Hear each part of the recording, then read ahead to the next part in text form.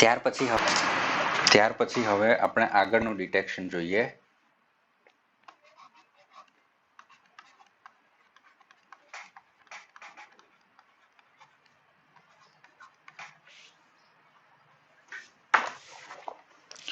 Detection of phosphorus.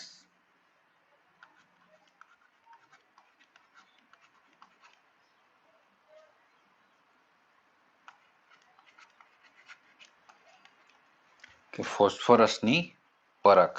બરાબર, આ બધું જ આપણે લેસાઇન સોલ્યુશનમાં કરવાનું છે. તો ફોસ્ફરસના ડિટેક્શન માટે આપણે શું કરીશું? સૌથી પહેલા લેસાઇન સોલ્યુશનમાં જ બધી ટેસ્ટ કરીએ છીએ, એટલે સૌથી પહેલા આપણે લેસાઇન સોલ્યુશન લઈ લઈએ. બરાબર,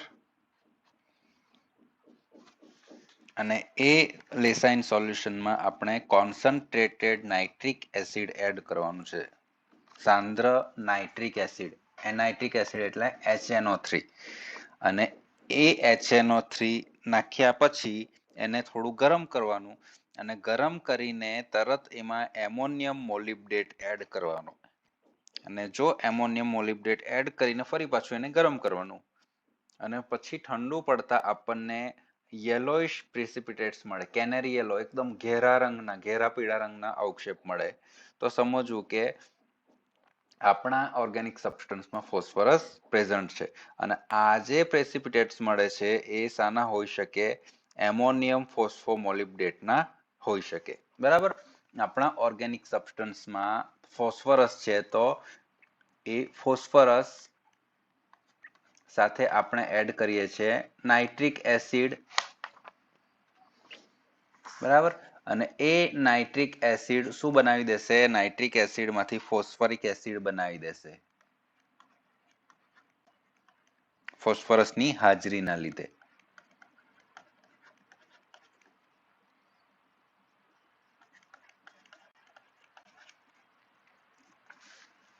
આ રીતે. બરાબર, હવે એમાં આપણે પહેલા શું કર્યું? લેસાઇન સોલ્યુશનમાં HNO3 એડ કર્યું, નાઇટ્રિક એસિડ એડ કરતા આ રિએક્શન થઈ. બરાબર, હવે એમાં આપણે એમોનિયમ મોલિબ્ડેટ એડ કરીએ છીએ. એમોનિયમ મોલિબ્ડેટ એડ કરીએ છીએ એટલે કે H3PO4 ઉપર બની ગયું છે, એમાં એમોનિયમ મોલિબ્ડેટ એડ કરીએ છીએ.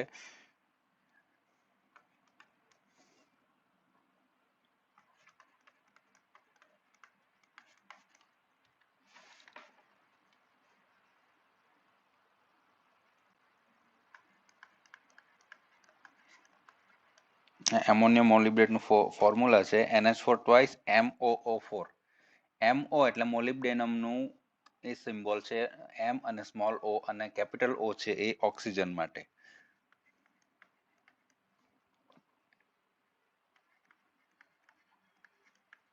Plus access of nitric acid આપણે એડ કરીએ છીએ એ. બરાબર, તો આટલું કરતા આપણને શેના પ્રેસિપિટેટ મળે? Ammonium ફોસ્ફોમોલિબ્ડેટના. NH4 thrice PO4 into 12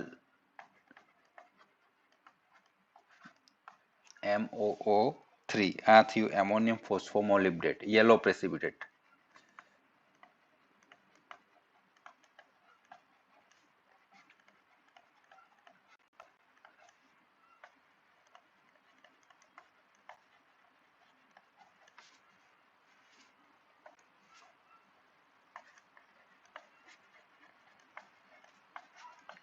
અને યેલો કરતા બી એને કેનેરી યેલો લખવાનું, ઘેરા પીળા રંગના, ડાર્ક યેલો પ્રેસિપિટેટ્સ આપણને જોવા મળે. અને બીજું સાઈડમાં NH4NO3,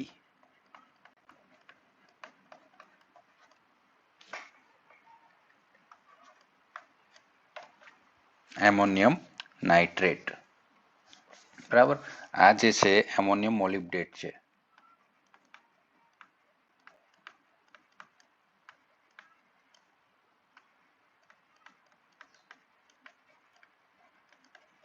એમોનિયમ મોલિબ્ડેટ.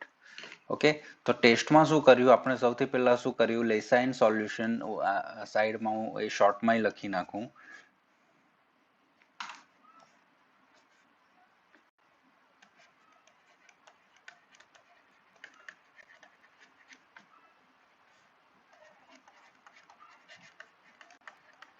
એમાં આપણે એડ કરીએ છીએ નાઇટ્રિક એસિડ કોન્સન્ટ્રેટેડ, બરાબર, સાંદ્ર નાઇટ્રિક એસિડ.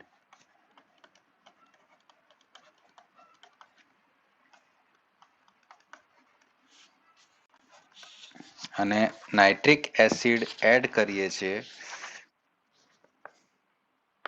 અને પછી એમાં એને થોડું ગરમ કરીએ છીએ અને ગરમ કરીને ફરી પાછું એમાં એમોનિયમ મોલિબ્ડેટ એડ કરીએ છીએ.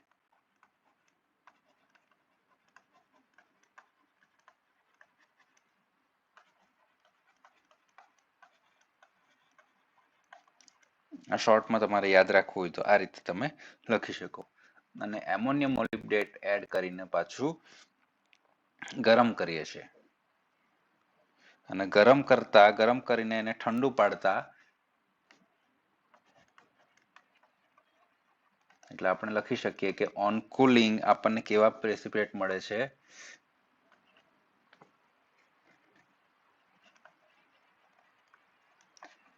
yellow precipitates occurs.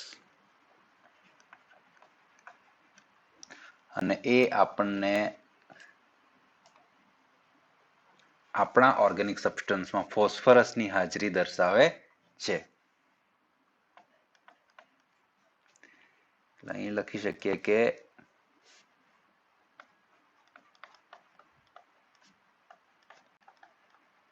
it confirms the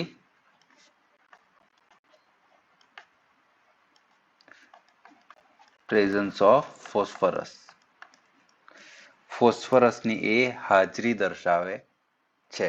બરાબર, તો આવું શોર્ટમાં તમે રિએક્શન લખી શકો. સૌથી પહેલા શું કર્યું? લેસાઇન સોલ્યુશનમાં કોન્સન્ટ્રેટેડ નાઇટ્રિક એસિડ એડ કર્યો, એને થોડું ગરમ કર્યા બાદ એમાં એમોનિયમ મોલિબ્ડેટનું સોલ્યુશન એડ કરીને ગરમ કરીએ છીએ અને ઠંડુ પાડતા આપણને જો યલો પ્રેસિપિટેટ્સ મળે તો સમજવું કે તમારા કાર્બનિક પદાર્થમાં ફોસ્ફરસ હાજર છે. જો આટલું કરતા આપણને યલો પ્રેસિપિટેટ્સ ન મળે એનો મતલબ એ થાય કે આપણા સોલ્યુશનમાંથી એમોનિયમ ફોસ્ફોમોલિબ્ડેટ બનતું નથી, કારણ કે યલો પ્રેસિપિટેટ્સ કોને મળે? એમોનિયમ ફોસ્ફોમોલિબ્ડેટના. ઉપર આપણે બતાવ્યું છે. આ જે છે એમોનિયમ ફોસ્ફોમોલિબ્ડેટ, બરાબર. તો એ એમોનિયમ ફોસ્ફોમોલિબ્ડેટના પ્રેસિપિટેટ્સ મળશે નહીં. જો ફોસ્ફરસ હાજર નહીં રહે તો ફોસ્ફરસ અંદર આવવાનો જ નથી, ફોસ્ફોમાં ફોસ્ફરસ આવવાનો જ નથી, તો યલો પ્રેસિપિટેટ્સ પણ મળે નહીં. એટલે જો આપણા ઓર્ગેનિક સબસ્ટન્સમાં લેસાઇન સોલ્યુશન બનાવવા પછી એ લેસાઇન સોલ્યુશનમાં આટલી ટેસ્ટ કરવામાં આવે અને એ ટેસ્ટ દરમિયાન આપણને યલો પ્રેસિપિટેટ્સ મળે તો સમજવું કે તમારા ઓર્ગેનિક સબસ્ટન્સમાં ફોસ્ફરસ હાજર છે. તો આ થઈ ગઈ ફોસ્ફરસની ટેસ્ટ. અને ત્યાર પછી detection of halogen.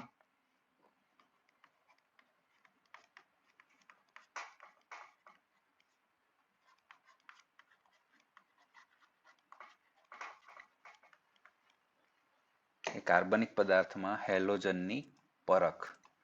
Halogen present છે કે નહીં એ આપણે તપાસવું. ઓર્ગેનિક સબસ્ટન્સમાં હેલાઇડ્સ છે કે નહીં, ક્લોરીન છે કે નહીં, બ્રોમિન છે કે નહીં, આયોડાઇડ છે કે નહીં, એની ટેસ્ટ એટલે કે હેલોજનની ટેસ્ટ. બરાબર. તો હવે હેલોજન તરીકે આપણે એક્સ યુઝ કરીએ છીએ, બરાબર. એક્સ એટલે હેલોજન, એટલે કોઈ બી હોઈ શકે, Cl Br I, એ ત્રણે માટે કોમન આપણે એક્સ યુઝ કરીએ છીએ, હેલોજન, બરાબર.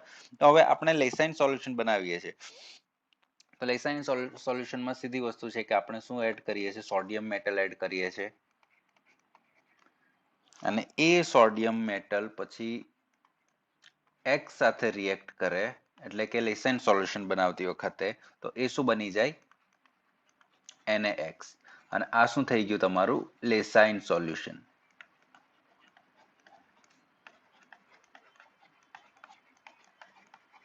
આ તમારું લેસાઇન સોલ્યુશન થઈ ગયું. X એટલે ClBr. સપોઝ કે આપણો સબસ્ટન્સ ક્લોરોબેન્ઝીન છે, આ રીતનો. તો અહીંયા ક્લોરીન પ્રેઝન્ટ છે, તો અહીંયા X ની જગ્યાએ હું Cl મૂકું તો આપણું લેસાઇન સોલ્યુશનમાં શું બની જશે? NaCl બની જશે. સપોઝ I છે તો NaI બની જાય, સોડિયમ આયોડાઇડ બની જાય. Br છે તો સોડિયમ બ્રોમાઇડ બની જાય, NaBr. એટલે આપણે એ ત્રણે માટે કોમન આપણે લખીએ છીએ એક્સ, હેલોજન એટલે એક્સ, તો શું બની ગયું NaX બની ગયું. બરાબર. હવે પછીની ટેસ્ટ આપણે શેમાં કરવાની છે? લેસાઇન સોલ્યુશનમાં. બરાબર. તો સૌથી પહેલા આપણે ટેસ્ટ માટે શું કરીશું? Take Lassaigne solution in small test tube. Test ટ્યુબમાં આપણે લેસાઇન સોલ્યુશન લઈ લેવાનું, એટલે કે આપણે શાનું સોલ્યુશન લીધું? NaX નું સોલ્યુશન લીધું. બરાબર. અને પછી એમાં શું કરવાનું છે? Add dilute nitric acid and silver nitrate. બરાબર. તો આપણે ફક્ત અહીં સિલ્વર નાઇટ્રેટ બતાવીએ કે સિલ્વર નાઇટ્રેટ એટલે AgNO3.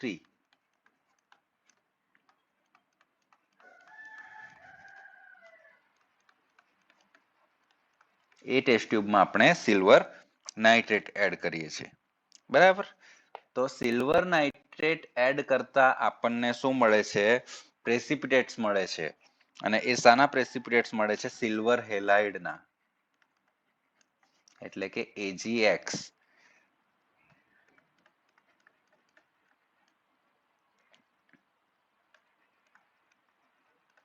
સિલ્વર હેલાઇટ અને સાથે છૂટું પડે છે NaNO3, સોડિયમ નાઇટ્રેટ.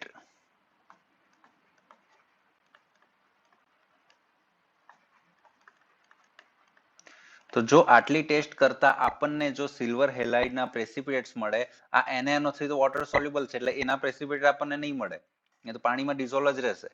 બરાબર.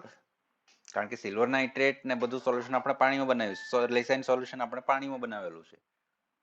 એટલે અવક્ષેપ મળશે તો કોના મળશે? અવક્ષેપ દેખાશે તો એ સિલ્વર હેલાઇડના જ હશે. અને જો આપણને આટલી ટેસ્ટ કરતા અવક્ષેપ મળે, પ્રેસિપિટેટ્સ મળે, તો આપણે સમજવું કે આપણા સબસ્ટન્સમાં હેલોજન પ્રેઝન્ટ છે.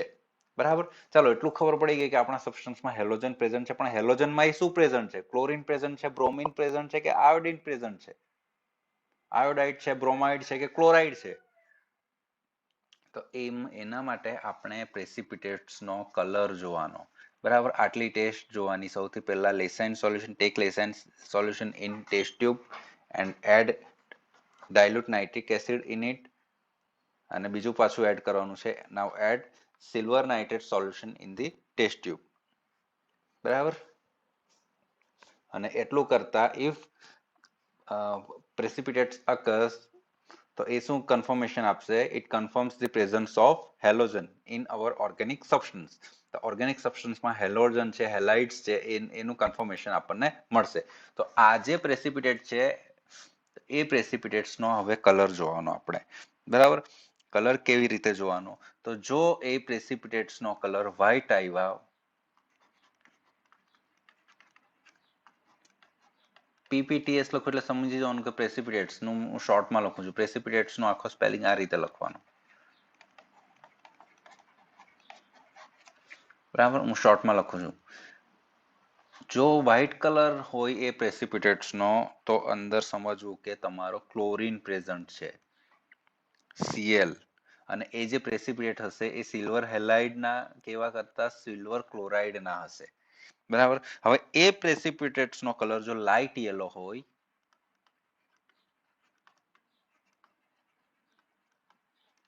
તો તમારા સબસ્ટન્સમાં બ્રોમિન પ્રેઝન્ટ હશે. અને ઉપર જે સિલ્વર હેલાઇડ કીધું એ શેના પ્રેસિપિટેટ્સ હશે?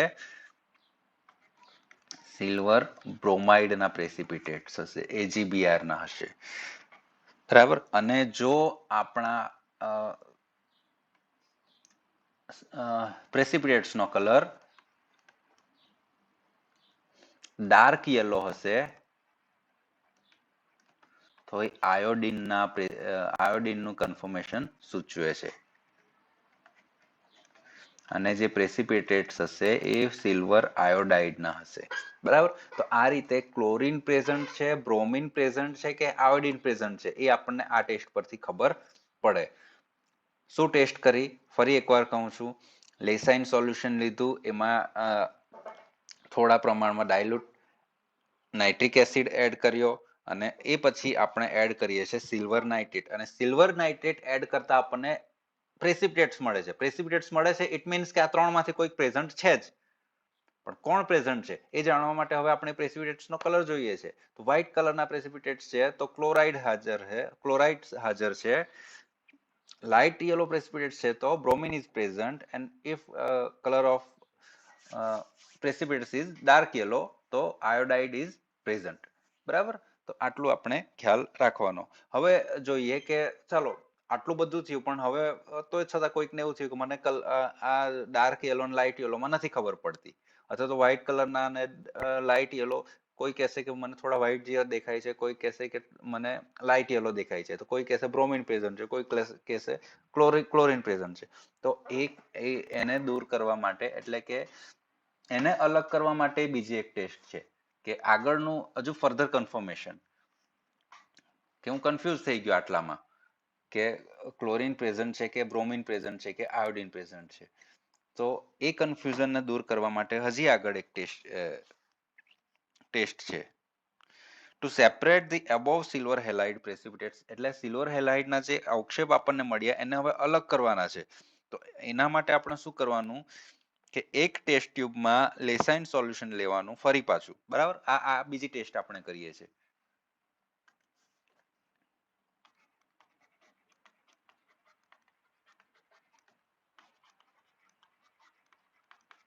ટેસ્ટ ટ્યુબમાં આપણે શું લઈએ છીએ? લેસાઇન સોલ્યુશન લઈએ છીએ, and add carbon tetrachloride. Carbon tetrachloride એટલે CCl4, એનું નામ છે કાર્બન ટેટ્રાક્લોરાઇડ.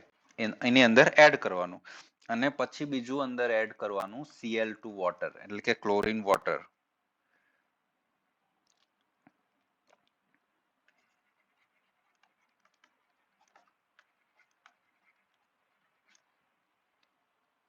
બરાબર, આટલું કરીને એને શું કરવાનું, બરાબર ટેસ્ટ ટ્યુબને શેક કરી નાખવાની.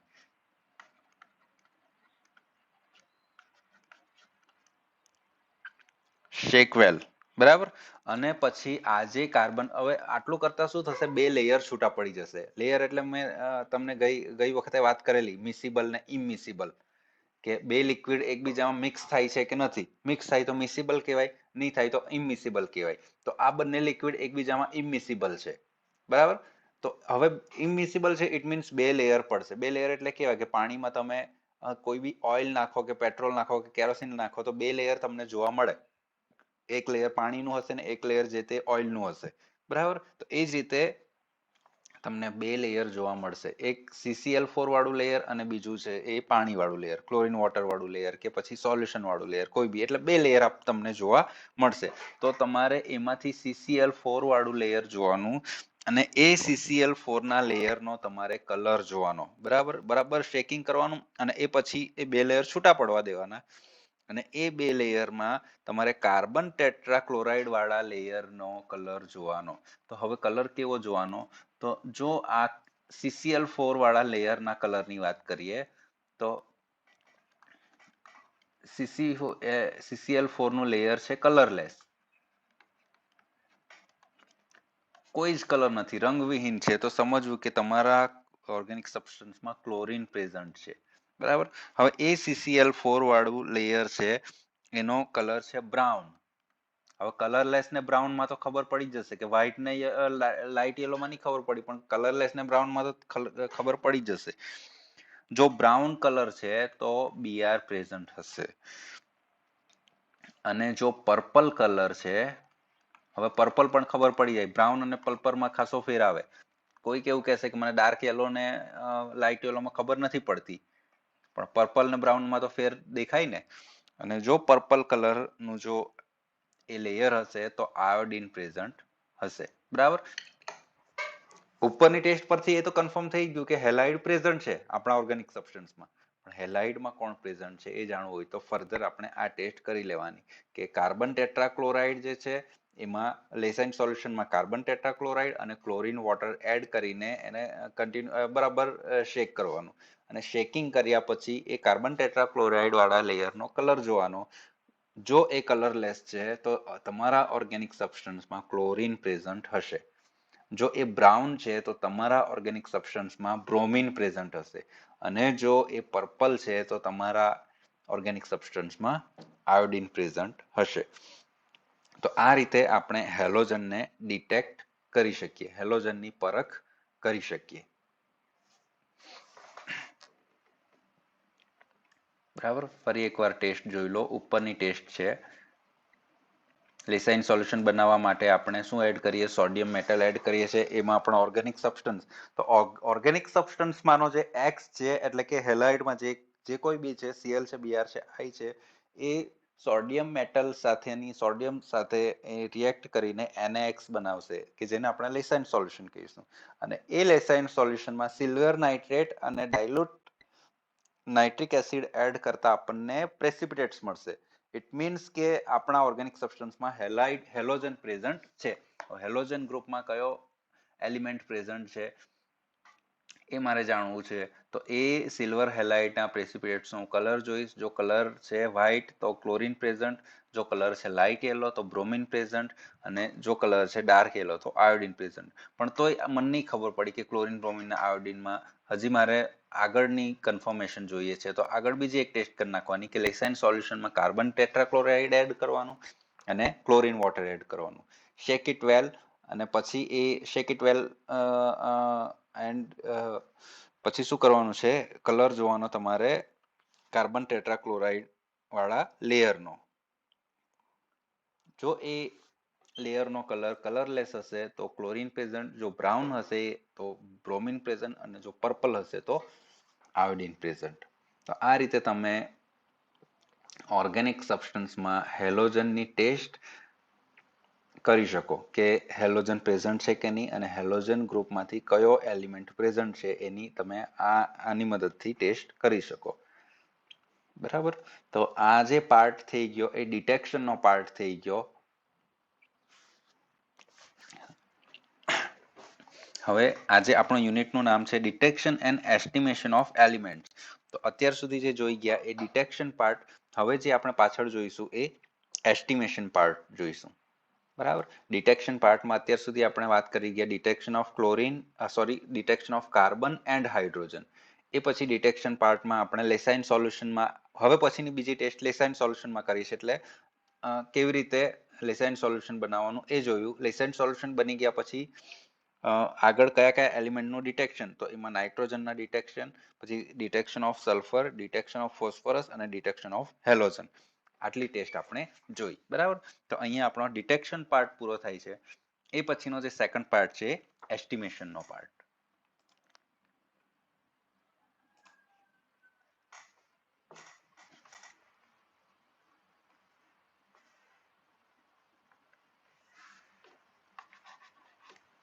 તો હવે એસ્ટિમેશનનો પાર્ટ જોઈશું આપણે.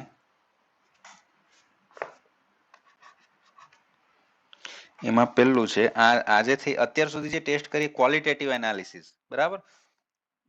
હવે આપણે જોઈશું quantitative analysis.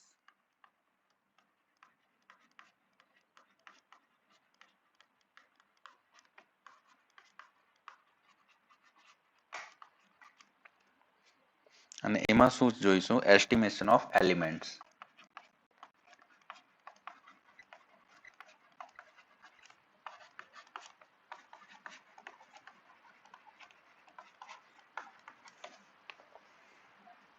Estimation of elements. એમાં પહેલું છે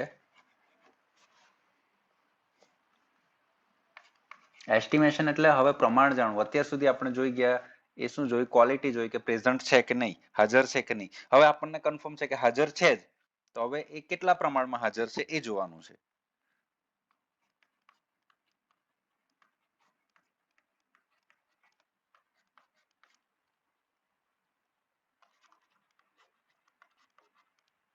estimation of carbon and hydrogen.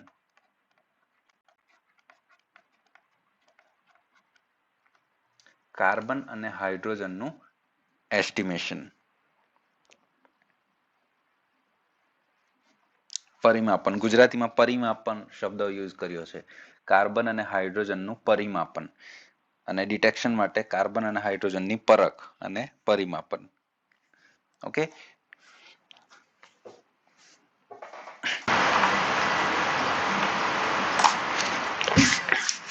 Estimation of carbon and hydrogen.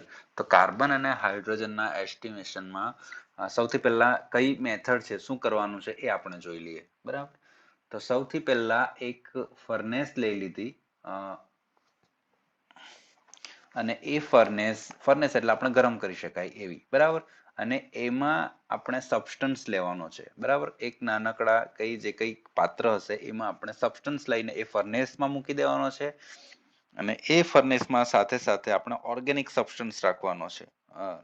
હા, ઓર્ગેનિક સબસ્ટન્સ રાખ્યો છે, પણ એમાં સાથે સાથે ક્યુપ્રિક ઓક્સાઇડ અથવા તો કોપર ઓક્સાઇડ. જો આકૃતિમાં તમને સીયુઓ પેલેટ્સ લખી છે, એટલે કે કોપર ઓક્સાઇડ અથવા તો ક્યુપ્રિક ઓક્સાઇડ એટલે કે Cu2O પાવડર લેવાનો. અને આ હવે જો અત્યાર સુધી આપણે ડિટેક્શન કરતા હતા એટલે કોઈ પણ વજન કર્યા વગર આપણે સબસ્ટન્સ લેતા હતા, પણ હવે આપણે એસ્ટિમેશન કરવાનું છે એટલે સબસ્ટન્સને વજન કરીને લેવો પડશે. એટલે એક્ઝેક્ટ આપણે એ લઈ લેવાનો સબસ્ટન્સ. તો સૌથી પહેલા take the accurate weight of organic compound in a porcelain plate. Porcelain plate લઈ લેવાની. જો અહીંયા બતાવી છે આ પોર્સેલિન પ્લેટ, આ પોર્સેલિન પ્લેટ. અને એ પોર્સેલિન પ્લેટમાં શું કર્યું છે, take the accurate weight of organic compound એટલે ચોક્કસ વજન ધરાવતો, એટલે વજન કરીને આપણે ઓર્ગેનિક સબસ્ટન્સ લઈ લેવાનું. આનું કામ પડશે એટલે હું સાઈડમાં લખી રાખું છું.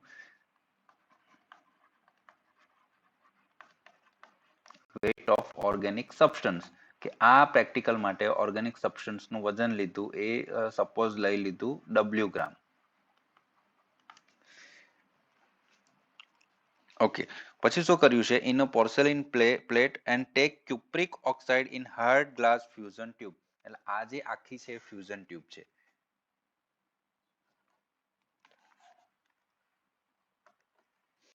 આ જે છે આ ફ્યુઝન ટ્યુબ છે. અને એ ફ્યુઝન ટ્યુબમાં ક્યુપ્રિક ઓક્સાઇડ લીધો છે.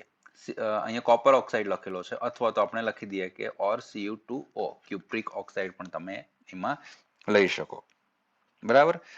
અને પછી શું કરીએ છીએ, આપણે એને ગરમ કરવાનું છે. તો જો અહીંયા બર્નર આપ્યું છે, બરાબર. ફર્નેસ બે પ્રકારની હોય, એ ઓટોમેટિક પેલું હીટિંગ ચેમ્બર હોય, ઇલેક્ટ્રિક હીટર હોય, એ રીતે ગરમ કરી શકીએ, અથવા તો આપણે બહારથી ગેસથી પણ આપણે એને ગરમ કરી શકીએ, એટલે બર્નરથી ગરમ કરી શકીએ, બરાબર. તો પછી શું કરવાનું છે, heat it about 4 to 6 hours in presence of oxygen gas flow. તો અહીં એ પણ બતાવેલો છે કે ઓક્સિજન ગેસ ફ્લો અહીંયા આપણે આપીએ છીએ. એટલે આ જે ફ્યુઝન ટ્યુબ છે એ એવી છે કે એની એક સાઈડથી આપણે ઓક્સિજન પાસ કરીએ છીએ, અને ઓક્સિજનની હાજરીમાં આપણે બે વસ્તુને ફર્નેસમાં ગરમ કરીએ છીએ, એક ઓર્ગેનિક સબસ્ટન્સ અને બીજું ક્યુપ્રિક ઓક્સાઇડ પાવડર.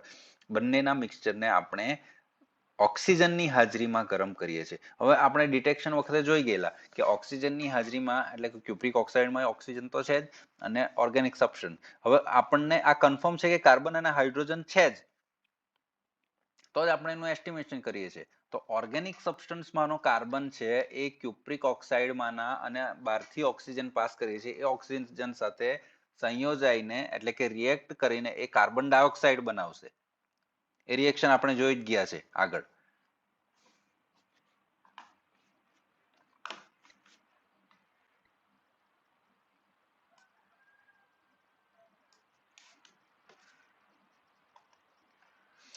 આ જે કાર્બન છે એ ઓક્સિજન સાથે રિએક્ટ કરીને CO2 બનાવશે, બરાબર. અને એ ઓર્ગેનિક સબસ્ટન્સમાં રહેલો હાઇડ્રોજન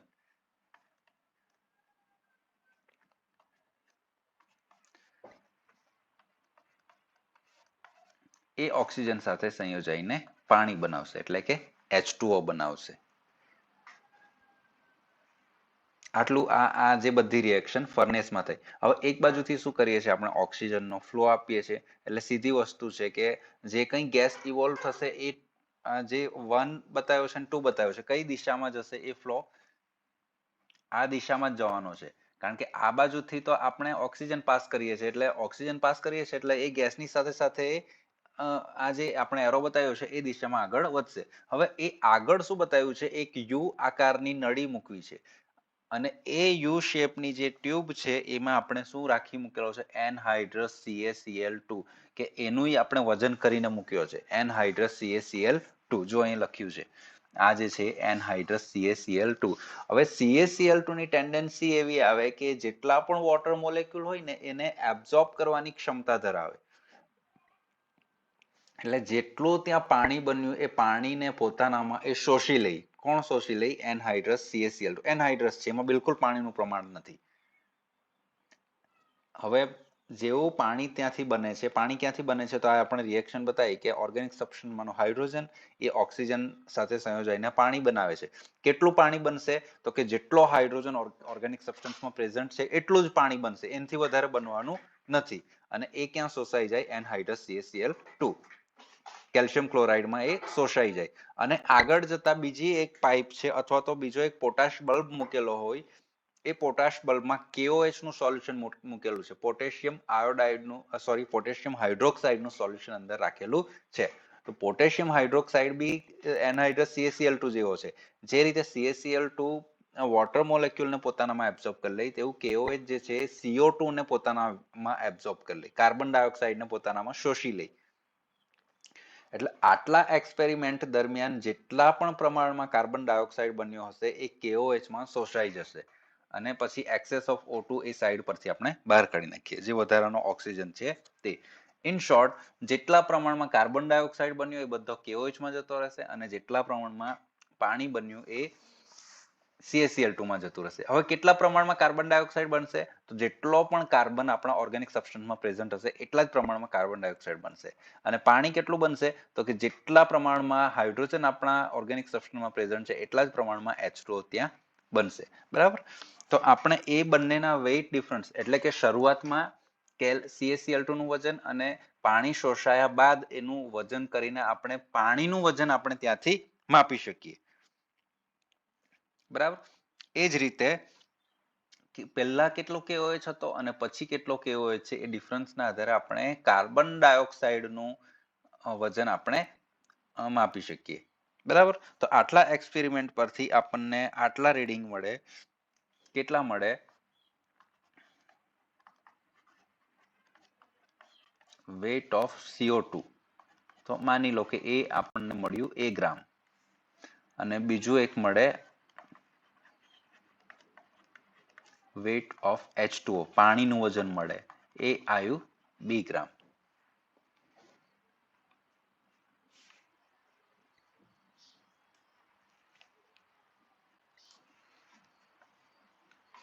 ઓકે, આટલી માહિતી આપણને હવે આટલા એક્સપેરિમેન્ટ પરથી મળી ગઈ છે.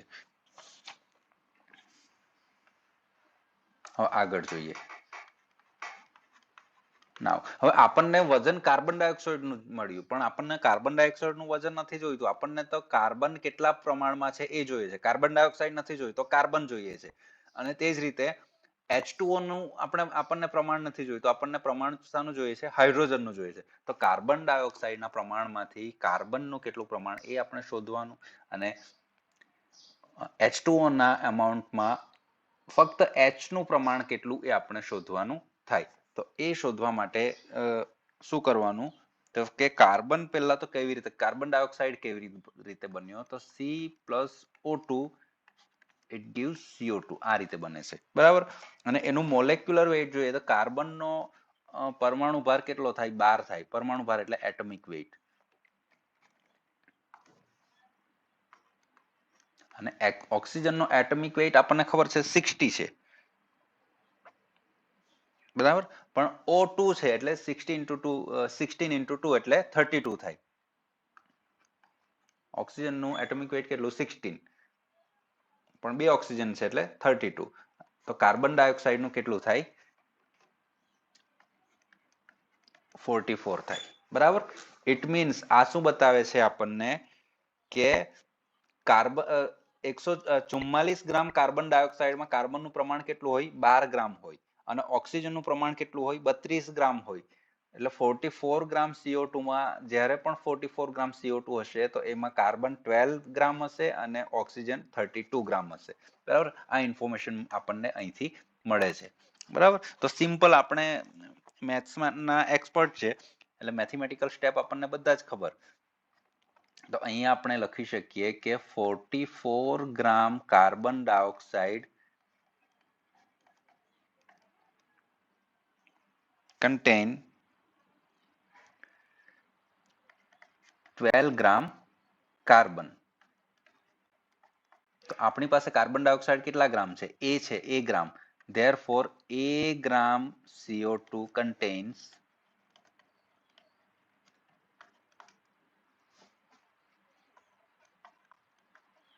how much gram of carbon? તો એના આધારે આપણે લખી શકીએ કે amount of carbon,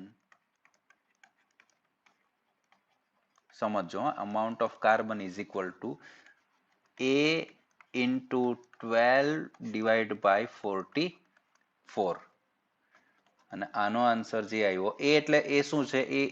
એ કાર્બનનું વજન છે. આ રહ્યું, આ ઉપર જોઈ શકો છો, બરાબર? એટલે એ ક્યાંથી આવ્યો? એ ત્યાંથી આવ્યો, બરાબર? ઇઝ ઇક્વલ ટુ સમજી લો કે સી ગ્રામ આવ્યું. તો કાર્બનનું અમાઉન્ટ કેટલું આવ્યું? સી ગ્રામ. પણ આપણને અમાઉન્ટ ગ્રામમાં નહીં, પર્સન્ટેજમાં જોઈએ છે. તો ફરી આપણે લખી શકીએ કે percentage of carbon is equal to, તો કે કાર્બનના પર્સન્ટેજ, હવે પર્સન્ટેજ કાઢતા તમને આવડે કે ટોટલ હોય એમાંથી કેટલા આવ્યા એના આધારે આપણે પર્સન્ટેજ આપણે કાઢી શકીએ. ધારો કે 100 માંથી 40 માર્ક્સ આવ્યા તો આપણે 40% એવું કહી શકીએ. તો આ કેટલામાંથી આવ્યું? તો કે કાર્બનનું અમાઉન્ટ કેટલું છે? સી ગ્રામ. એ કેટલામાંથી આવ્યું? તો કે ઓર્ગેનિક સબસ્ટન્સ કેટલા ગ્રામ લીધો હતો આપણે? તો એ બી ઉપર લખેલું છે, જો અહીંયા ડબલ્યુ ગ્રામ. તો ડબલ્યુ ગ્રામ ઓર્ગેનિક સબસ્ટન્સમાં કેટલા ગ્રામ કાર્બન છે? સી ગ્રામ કાર્બન છે. એટલે આપણે લખી શકીએ કે સી બાય ડબલ્યુ, અને પર્સન્ટેજ આપણે જ્યારે કાઢતા હોય તો ઇન્ટુ 100 આપણે કરીએ, ઇઝ ઇક્વલ ટુ ડી. હવે આ શેમાં આવ્યા? પર્સન્ટેજ. એટલે પર્સન્ટેજ ઓફ કાર્બન કેટલા આવ્યા? D%. ઓકે, તો આ આપણને પર્સન્ટેજ ઓફ કાર્બન મળે. આ જ રીતે આપણે પર્સન્ટેજ ઓફ હાઇડ્રોજન શોધવાનું છે. તો સૌથી પહેલા એના માટે હાઇડ્રોજન ક્યાંથી બન્યો એ આપણે જોવાનું. તો કે હાઇડ્રોજન બનાવવા માટે શું કર્યું આપણે?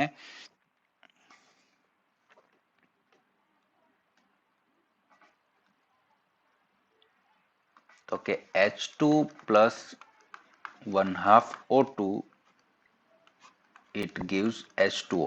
આ રીતે આપણો H2O બન્યો હતો, બરાબર? તો હાઇડ્રોજનનું જે મોલેક્યુલર વેઇટ છે એ 2 ગ્રામ થાય, એનો અણુભાર, બરાબર? એનું મોલેક્યુલર વેઇટ 2. અને ઓક્સિજન જે છે O2 છે એટલે 32, પણ 1/2 છે એટલે 1/2 32 એટલે કેટલું થાય? 16 જ થાય ત્યાં, 16. તો 18 થાય, બરાબર? H2O નું 18 થાય. તો આના આધારે આપણે ફરી પાછું ઉપર જોયું એ જ રીતે થાય કે 18 ગ્રામ H2O માં 2 ગ્રામ હાઇડ્રોજન અને 16 ગ્રામ ઓક્સિજન હશે. 18 ગ્રામ પાણીમાં 2 ગ્રામ હાઇડ્રોજન અને 16 ગ્રામ ઓક્સિજન હશે, બરાબર? તો એના આધારે ફરી પાછા આપણે લખી શકીએ કે 18 ગ્રામ H2O contains 2 gram of hydrogen, so that B gram એટલે ઉપર હતું જ, B gram H2O containing how much gram of hydrogen?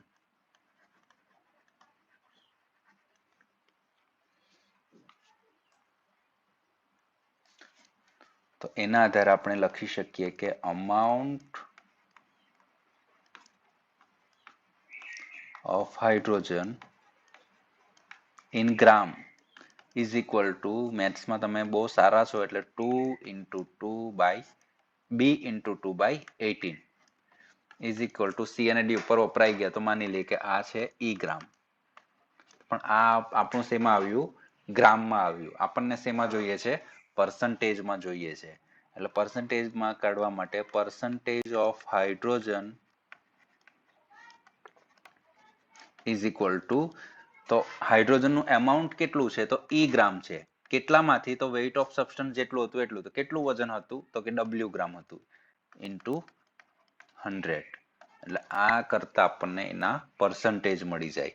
એટલે એના પર્સન્ટેજ આવ્યા F%. તો આ રીતે આપણે આ એક્સપેરિમેન્ટ કરીને કાર્બન અને હાઇડ્રોજનનું ગ્રામમાં પ્રમાણ અને પર્સન્ટેજમાં પ્રમાણ ગણી શકીએ કે ઓર્ગેનિક સબસ્ટન્સમાં કેટલા % હાઇડ્રોજન છે અને કેટલા % કાર્બન છે એ આપણે અહીંથી શોધી શકીએ. ઓકે, તો આ થઈ ગયું આપણું કાર્બન અને હાઇડ્રોજન ના પર્સન્ટેજ કેવી રીતે શોધવાના એ. આ મેથડ છે આપણી estimation of carbon and hydrogen. તમારે આકૃતિ દોરીને પહેલા એ મેથડને એક્સપ્લેન કરવાનું. એ એક્સપ્લેન કરો પછી આપણે શું કર્યું એ કેલ્ક્યુલેશન બતાવવાની કે કાર્બનિક પદાર્થનું વજન W ગ્રામ લીધું, એમાંથી કાર્બન ડાયોક્સાઇડનું વજન A ગ્રામ આવ્યું અને H2O નું વજન B ગ્રામ આવ્યું. અને એના આધારે કેલ્ક્યુલેશન તમને સમજ પડી ગઈ હશે. C plus O2 gives CO2. આ 12, 32, 44, 12, 32, 44 ક્યાંથી આવ્યા? તો કે એટમિક વેઇટ છે, પરમાણુ ભાર અને અણુ ભાર. ઓક્સિજનનો એટમિક વેઇટ 16, પણ 2 ઓક્સિજન છે એટલે 16 into 2 એટલે 32 થાય. તો એ બેનું ટોટલ કરો તો એ 44 થાય, અને કાર્બનના 12 પ્લસ ઓક્સિજન 2 ઓક્સિજનના 32 કરો તો એ 44 થાય. બરાબર? એટલે 44 ગ્રામ carbon dioxide contains 12 gram carbon, so that a gram CO2 contains how much gram of carbon. એ રીતે તમે કાઢો એટલે કાર્બનનું અમાઉન્ટ ગ્રામમાં મળે અને એના પરથી આપણે એના પર્સન્ટેજ કાઢી શકીએ. એ જ રીતે હાઇડ્રોજનમાં H2 plus 1/2 O2 gives H2O. તો કે 18 gram H2O contain 2 gram hydrogen, so that B ગ્રામ એટલે એ પણ પાછું ઉપર છે. આ વેઇટ ઓફ H2O આપણે એક્સપેરિમેન્ટ પરથી વેઇટ ઓફ H2O કર્યું. વેઇટ ઓફ H2O કેટલું થયું? B ગ્રામ. તો B gram H2O contain how much gram of hydrogen? એટલે અમાઉન્ટ ઓફ હાઇડ્રોજન કેટલું આવ્યું? B into 2/18 એટલે કે E ગ્રામ આવ્યું. અને એના આધારે પર્સન્ટેજ ઓફ હાઇડ્રોજન કાઢીએ તો E/W into 100. બરાબર? એટલે આપણને એના પર્સન્ટેજ મળી જાય.